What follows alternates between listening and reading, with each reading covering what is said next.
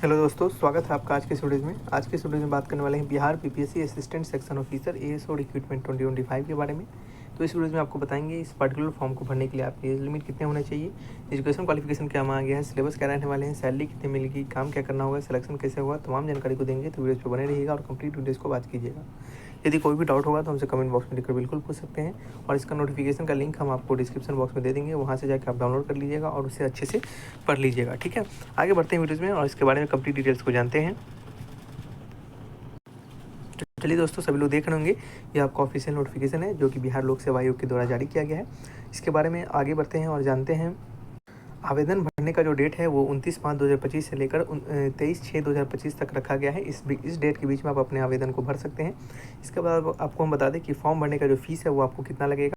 Form का जो fees है वो सामान्य अभ्यर्थी के लिए यानी जनरल के लिए 600 रुपीज़ का लगेगा, और आपके अनुसूचित जाति अनुसूचित जनजाति जो बिहार के होंगे केवल उनके लिए 150 रुपीज़ लगेगा, और बिहार के स्थायी निवासी जो होंगे जो कि आरक्षित और अनारक्षित वर्ग के महिलाएं होंगी उनके लिए 150 लगेगा, दिव्यांग के लिए 150 लगेगा, और अन्य सभी उम्मीदवारों के लिए 600 लगेगा। आपको बता दें कि यदि आप किसी दूसरे स्टेट से हैं तो भी आप इस फॉर्म को भर सकते हैं, लेकिन आपको जनरल में ही काउंट किया जाएगा। ठीक है, और आपको जो जनरल का फीस है 600 रुपया आपको उतना देना पड़ेगा फॉर्म भरने का। बात करते हैं यहाँ पे हम टोटल 41 पदों पे यहाँ पे वैकेंसी को जारी किया गया है, और सभी कैटेगरी वाइज वैकेंसी आप यहाँ पे देख सकते हैं। और जो भी आपके कह सकते हैं कि महिलाएं होंगी उनका आरक्षण के अनुसार भी यहाँ पे आपका सीट को बताए गए हैं। तो आप यहाँ से टोटल 41 सीटों के अलग अलग कैटेगरी वाइज वैकेंसी को यहाँ पे देखकर समझ सकते हैं। आगे बढ़ते हैं यहाँ पे और आपके बात करते हैं यहाँ पे जो उम्र है, आपकी जो आयु है यानी एज है वो कितने होना चाहिए इस फॉर्म को भरने के लिए, वो समझिएगा। यहाँ पे उम्र आपका जो न्यूनतम जो है यानी मिनिमम है वो 21 ईयर का होना चाहिए, जो कि आपका 1/8/2025 तक 21 ईयर आपका जो डेट ऑफ बर्थ जो है कह सकते हैं कि जो आपका एज है वो हो जाना चाहिए। और पुरुष के लिए 37 वर्ष का अधिकतम आयु रखा गया है, ये मिनिमम है, और 37 वर्ष का आयु अधिकतम रखा गया है, यानी कहने का मतलब मैक्सिमम एज है पुरुष के लिए जो कि अनारक्षित होंगे यानी जनरल के, और पिछड़ा वर्ग और अत्यंत पिछड़ा वर्ग पुरुष एवं महिलाओं दोनों के लिए कितना रखा गया है, एज जो है वो 40 का रखा गया है मैक्सिमम एज। और अनुसूचित जाति अनुसूचित जनजाति की जो पुरुष एवं महिला है उनके लिए 42 का एज रखा गया है। ठीक है, तो आपको समझ में आया होगा एज, और जो भी एज रिलैक्सेशन है यहाँ पे आपको दिख रहा होगा। बात करते हैं यहाँ पे जो इस फॉर्म को भरने के लिए एजुकेशन क्वालिफिकेशन है वो आपके कितने होना चाहिए। तो आपको यहाँ पे सिंपल किसी भी मान्यता प्राप्त विश्वविद्यालय से यदि आपने स्नातक डिग्री प्राप्त की है यानी आपने ग्रेजुएशन कर रखा है तो इस फॉर्म को भरने के लिए आप एलिजिबल हैं। ठीक है, नेक्स्ट आगे बढ़ते हैं। यहाँ पे आपके जो चयन होगा यानी सिलेक्शन होगा वो किस प्रकार से होगा, कैसे कैसे एग्जाम होंगे आपके। तो चलिए आपको हम बात करते हैं एजुकेशन क्वालिफिकेशन हमारा हो गया, सब कुछ हो गया। अब हम सिलेक्शन प्रोसेस के बारे में बात करेंगे, और आपको यहाँ पे एक और चीज़ बताना चाहेंगे कि जो उम्र सीमा है उसमें आपको जो भी कह सकते हैं कि संविदा वाले जो भी कैंडिडेट होंगे, जो संविदा वाले हमारे जो भी दोस्तों भाई होंगे वो काम कर रहे होंगे संविदा पर, उनके लिए भी यहाँ पे बिल्कुल यहाँ पे अलग प्रकार से छूट दिया गया है। जैसे कि उनके सारे जो जो भी साल वो काम किए होंगे उन प्रति वर्ष उनका एक 5 नंबर का एडिशनल मार्क्स उसमें इनके टोटल मार्क्स में ऐड किया जाएगा, और मैक्सिमम 25 मार्क्स तक ऐड किया जाएगा। यानी यदि आपने 5 साल तक संविदा के तौर पे काम किया है तो आपको 25 मार्क्स मैक्सिमम आपके गिवन मार्क्स में ऐड किए जाएंगे। जैसे कि आप अगर एग्जामिनेशन में अगर 50 मार्क्स लाते हैं तो ये 25 मार्क्स और ऐड करके आपको टोटल 75 मार्क्स किया जाएगा। ठीक है, आगे बताते हैं, आपको हम समझते चलिएगा।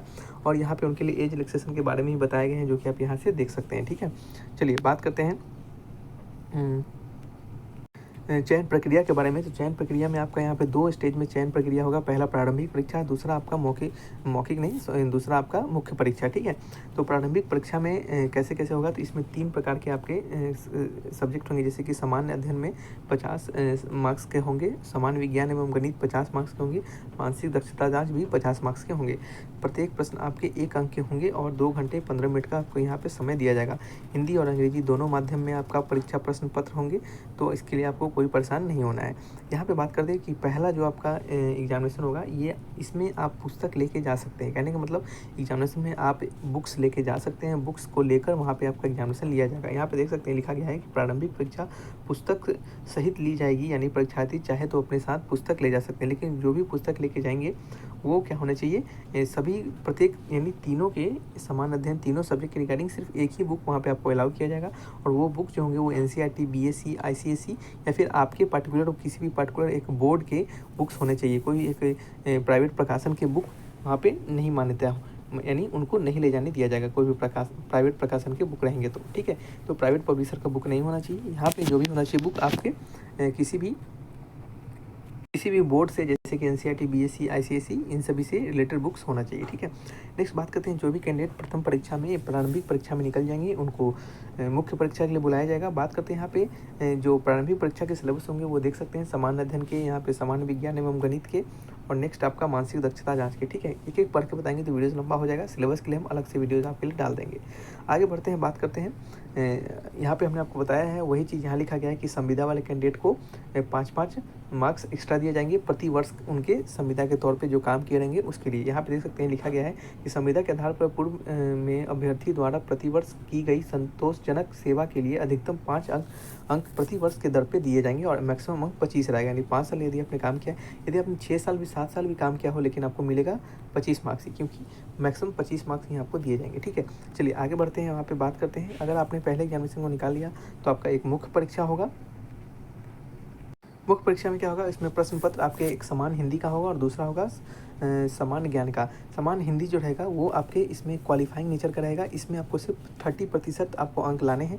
30% से ज़्यादा अंक लाते हैं तो क्या है आपका, इसमें कोई ऐड नहीं होगा मार्क्स आपका, लेकिन आपको यहाँ पे क्वालिफाइंग नेचर के लिए ये आपका रहेगा। इसको लाना 30% मिनिमम लाना इसमें जरूरी है, तभी आप क्वालिफाई होंगे, तभी आपका नेक्स्ट पेपर चेक होगा।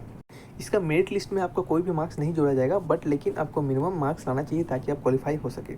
इसका भी आपका 2 घंटे 15 मिनट का सवाल समय दिया जाएगा। 100 संख्या होंगे प्रश्नों के, और प्रत्येक प्रश्न 1-1 मार्क्स के होंगे। नेक्स्ट प्रश्न पत्र 2, ये जो प्रश्न पत्र 2 है इसका इसका आपका मेरिट लिस्ट में आपका मार्क्स को जोड़ा जाएगा, तो इसमें ज़्यादा से ज़्यादा नंबर लाइए ताकि आपका सिलेक्शन हो सके। इसमें बात करते हैं, इसमें वस्तुनिष्ठ एवं बहुविकल्पीय प्रश्न होंगे। बात करते हैं यहाँ पे 2 समान ज्ञान के विषय एवं प्रश्नों की संख्या, कहने का मतलब समान अध्ययन जो है उनके 50 प्रश्न होंगे, और समान विज्ञान एवं गणित के 50 प्रश्न होंगे, और मानसिक दक्षता जांच के 50 प्रश्न यहाँ पे होंगे। बात करते हैं यहाँ के जो आपका प्रश्न पत्र का माध्यम होगा वो हिंदी इंग्लिश दोनों रहेगा, यानी हिंदी इंग्लिश दोनों में यहाँ पे क्वेश्चन दिए जाएंगे। 1-1 मार्क्स का प्रत्येक क्वेश्चन रहेगा, 2 घंटा 15 मिनट यहाँ पे भी दिया जाएगा, ठीक है। परीक्षा का जो सिलेबस रहेगा वो यहाँ से देख सकते हैं, हिंदी का भी और आपके समान विज्ञान का भी, ठीक है। और आपको कोई डाउट होगा तो हमसे कमेंट बॉक्स में लिखकर बिल्कुल पूछिएगा, आया होगा। और आपको बता दें, मेरिट लिस्ट जो है वो आपके मुख्य परीक्षा के आधार पर बनाया जाएगा, और मुख्य परीक्षा का जो दूसरा है आपका पेपर 2 यानी समान ज्ञान वाला, उसके आधार पर आपका यहाँ पे मेरिट लिस्ट बनाया जाएगा। और उसके साथ साथ जो भी संविदा वाले कैंडिडेट होंगे उनका जो मार्क्स एक्स्ट्रा जुटेगा वो दोनों को मिलाकर बनाया जाएगा। लेकिन जो संविदा वाले कैंडिडेट नहीं होंगे उनका सिर्फ मुख्य परीक्षा के आधार पर मेरिट लिस्ट तैयार किया जाएगा, और जो संविदा वाले कैंडिडेट होंगे उनका मुख्य परीक्षा के साथ साथ उनका संविदा का जो 25 मार्क्स है वो भी जोड़कर यहाँ पे सिलेक्शन यानी मेरिट लिस्ट तैयार किया जाएगा। ये 25 मार्क्स मैक्सिमम रहेगा, ठीक है। बात करते हैं यहाँ पे अब हम सैलरी के बारे में। आपका जो सैलरी रहेगा वो कितना रहने वाला है उसे समझ लीजिएगा। यहाँ पे जो आपका सैलरी रहने वाला है वो वेतन 7 यानी लेवल 7 का सैलरी रहने वाला है। लेवल 7 का सैलरी जो है वो 44,900 से लेकर 1,42,400 के बीच में सैलरी रहेगा। ये जो 44 के है आपका, ये बेसिक पे है, और इसमें आपके अदर अलाउंसेस मिलते हैं। ये बेसिक पे है, इसमें अदर अलाउंसेस जैसे कि DA हो गए, TA हो गए, HRA हो गया, ये तमाम चीज़ें और भी आपको मिलती है। DA महंगाई भत्ता जिसे कहते हैं, DNS अलाउंस, ये लगभग आपका अभी 50 से 54% के आसपास है। तो टोटल कह सकते हैं इनहैंड सैलरी एकदम एट द स्टार्टिंग आपका मिनिमम 65 से 85K के बीच में आपका सैलरी रहने वाला है। तो आपको समझ में आया होगा। यदि कोई भी डाउट होगा तो हमसे पूछिएगा।